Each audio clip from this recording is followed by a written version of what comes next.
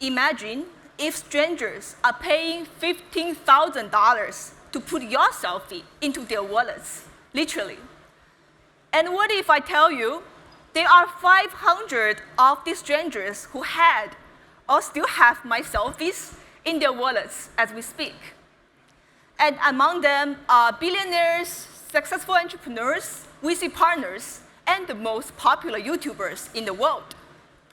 Of course, by wallet, I mean crypto wallet, and by selfies, I mean Irene Zhao NFTs, which are non-fungible tokens minted using my selfies.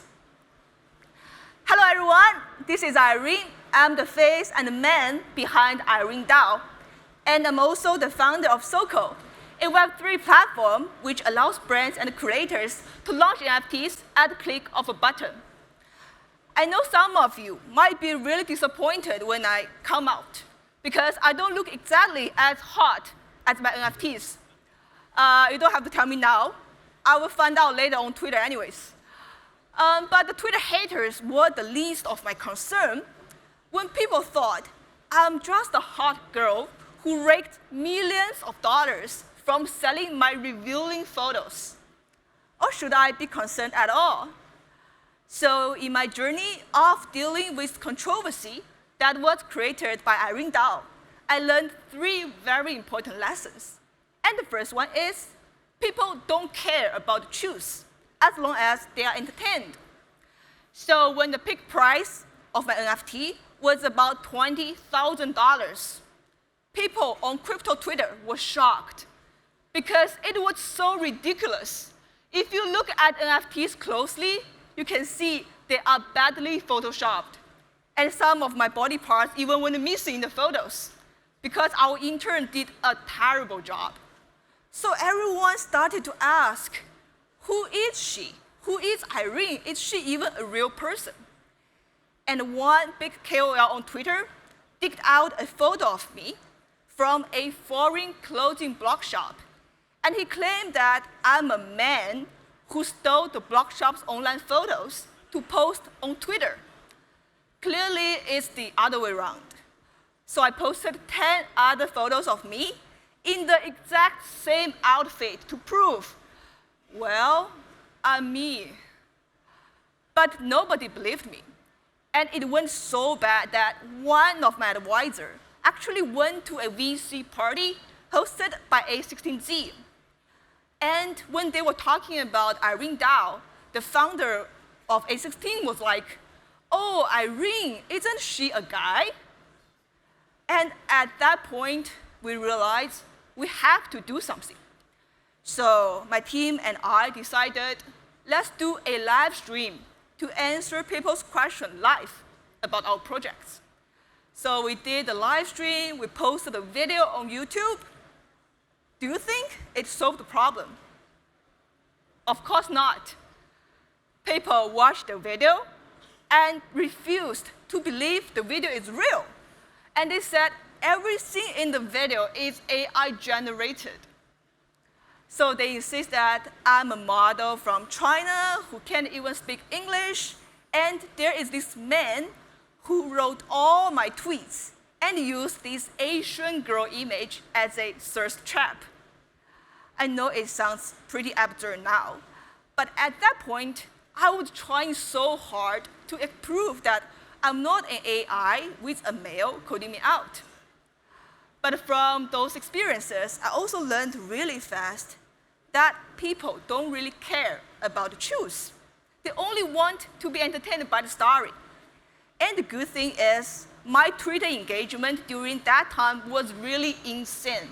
Because every time I tried to post something, all these Twitter haters will quickly come to my Twitter, find all the loopholes in my posts to prove I'm a male or I'm AI. And that leads to my second learning point, which is no publicity. It's bad publicity. So after the NFT went really viral in the crypto space, the mainstream media finally picked it up.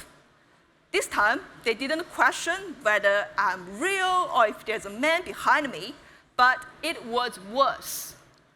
Because the title is Singapore-based influencer Irene Zhao rakes in 7.5 million in 10 days via NFTs of crypto memes.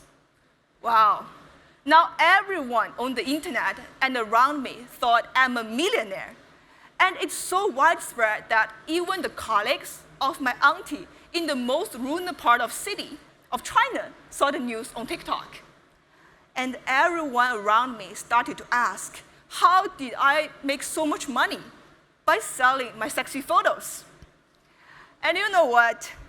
I didn't really feel very proud because I don't want my project to be seen as a cash grab. But how am I supposed to explain to a Web2 person that the 7.5 million is actually the transaction volume and not the profit I made? We even made inquiries with the professional PR firms to come up with a brand strategy. But we didn't go with the PR firm in the end because, they were too expensive. Not really, because the Web2 media publicity began to attract a lot of KOLs and celebrities to our project. They came to us because they have always wanted to know more about Web3 and to launch their own NFT projects. So now the bad publicity has brought all of these customers to our doorstep.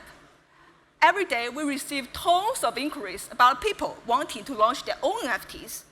And I cannot deny that the main drive is probably the 7 million revenue I made in a week. So as we suddenly gained huge publicity in the traditional market, we were thinking how we can make more meaningful impact.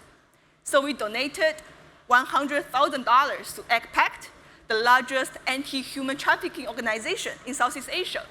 And by doing that, we raised awareness about the sexual exploitation and abuse of children worldwide, and how crypto can make a positive impact by donating our proceedings to the causes we believe in. And my final lesson is to embrace controversy and turn it into your unique selling point. So after Irene DAO went viral, there are also other Web2 creators who tried to launch their own DAOs. The NFTs were perfectly photoshopped, and some of them are even more revealing. But surprisingly, they all failed. And by fail, I mean the price went to zero within 2 weeks. Then I realized I'm actually in a very unique position, because on one hand, I have been in the creator industry long enough to know the pain points of having millions of fans but unable to monetize directly, or having to rely heavily on advertisement. While on the other hand, I'm also deeply immersed in the Web3 meme culture, which is a very rare trait. So after realizing all these unique selling points we had, we decided that it would be best that we help all these Web2 brands to launch their NFT project with us. We quickly turned our controversial into our strongest selling points. And we worked with several big Web2 partners. We worked with Andrew Yang, the Asian US presidential candidate, to advise on his Golden DAO, with Avalanche, the biggest F1 after party, with Michelin star celebrity chefs, and even phone manufacturers.